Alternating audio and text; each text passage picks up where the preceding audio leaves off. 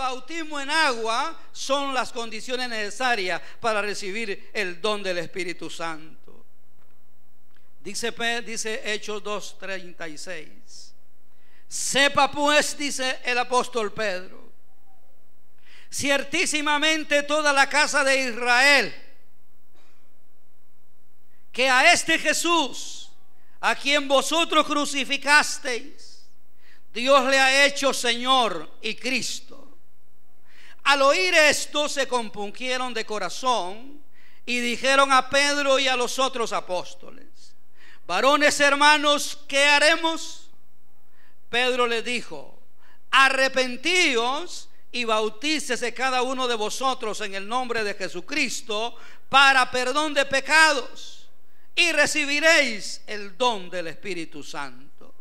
Porque para vosotros es la promesa, y para vuestros hijos, y para todos los que están lejos, para cuantos el Señor nuestro Dios llamare.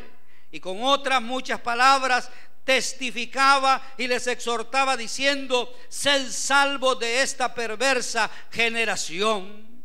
Así que los que recibieron su palabra fueron bautizados, y se añadieron aquel día como 3,000 personas. Y perseveraban en la doctrina de los apóstoles, en la comunión unos con otros, en el partimiento del pan y en las oraciones. Y sobrevino temor a toda persona, y muchas maravillas y señales eran hechas por los apóstoles. Aleluya.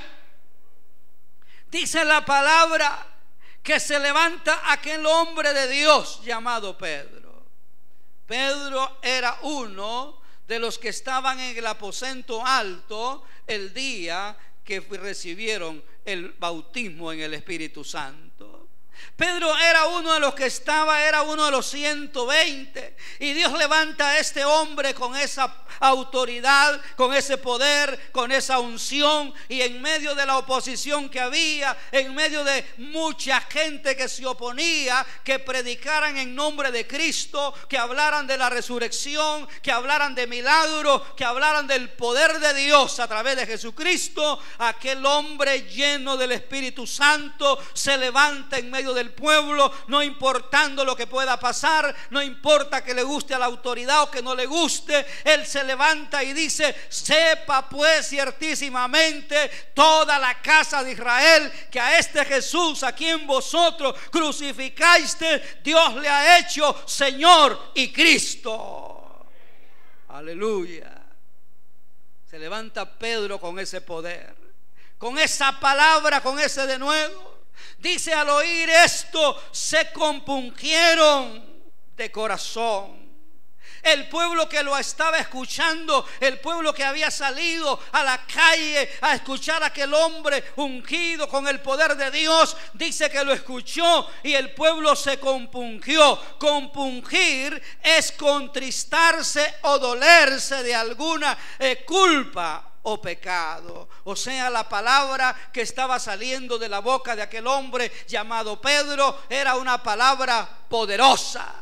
Aquel hombre lleno de Dios le dice: amados hermanos, sepa pues ciertísimamente todos ustedes, la casa de Israel, que aquel hombre, aquel Jesús a quienes ustedes crucificaron, a ese Dios lo ha hecho Señor y Cristo. Y dice que la palabra de aquel hombre tocó tanto el corazón de la gente que la gente se compungió.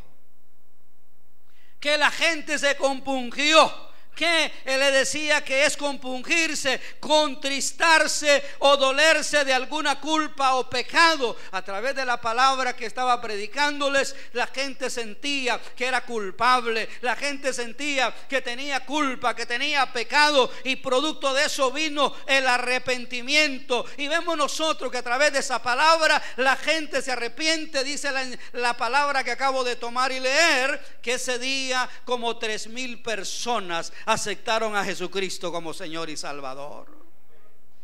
Yo casi no he visto acá, en todas las cruzadas que yo he andado y he visto, yo creo que nunca he visto una cruzada donde en una vez se conviertan 3,000 personas.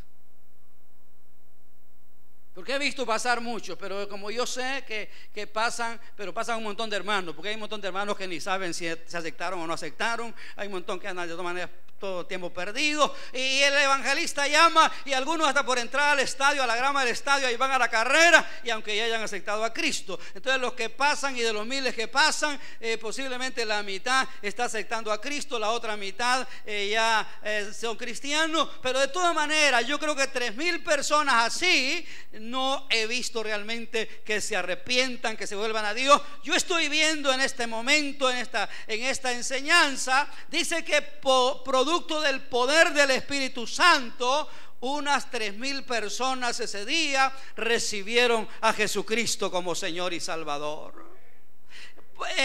¿Por qué tomé a Pedro y tomé este texto? Porque eso nos enseña, eso nos muestra el poder que tiene el Espíritu Santo en la vida del hombre. ¿Qué nos enseña la palabra? Y yo creo que el domingo pasado leíamos un texto donde nos enseñaba que Pedro era un pescador, un hombre del vulgo y sin letras. Eso quiere decir de que Pedro no era de los hombres más preparados que habían en ese momento. Lo contrario, era un hombre sencillo como nosotros.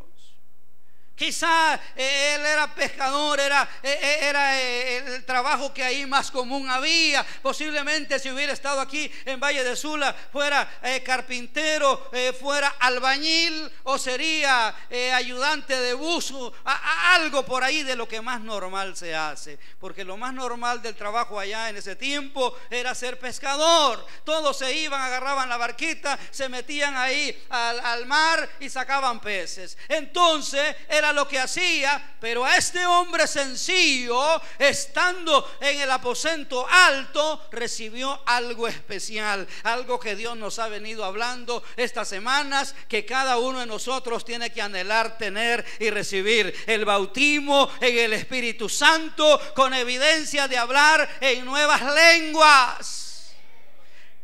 Eso, amados hermanos, lo recibieron ellos. Eso no fue solamente para la iglesia primitiva, eso es para la iglesia de Cristo hasta que Él venga. Entonces Pedro, lleno, producto del poder recibido, les predica con autoridad. La gente lo escucha y la gente se compunge de corazón, se arrepiente, y nos enseña aquí que miles de personas entregan su corazón a Cristo.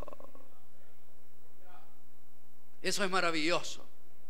Y eso lo da el Espíritu Santo. Y por eso es que estoy detenido estas semanas, y Dios me ha detenido para hablarle que cada uno de nosotros debe de anhelar. No se quede solamente satisfecho con que usted aceptó a Cristo, fue bautizado en agua como el bautismo de Juan el Bautista, sino que anhelemos más. Anhelemos ser bautizados en el Espíritu Santo y fuego. Amén. Anhelemos ese bautismo. Número 2, quiero hablarle otro punto. Le hablaba de lo que pasó ahí. Manifestaciones del poder del Espíritu Santo. Un hombre sencillo y usado poderosamente por Dios. Número 2, Hechos capítulo 3. Curación de un cojo. Siempre Pedrito acá. Curación de un cojo. Dice que Pedro y Juan subían al templo La Hermosa a la hora 9 de la oración. Dice esa porción. Usted puede abrir ahí su Biblia, Hechos capítulo 3. Hechos capítulo 3. Nos enseña esa porción que Pedro y Juan subían al templo La Hermosa a la hora 9, la hora de la oración.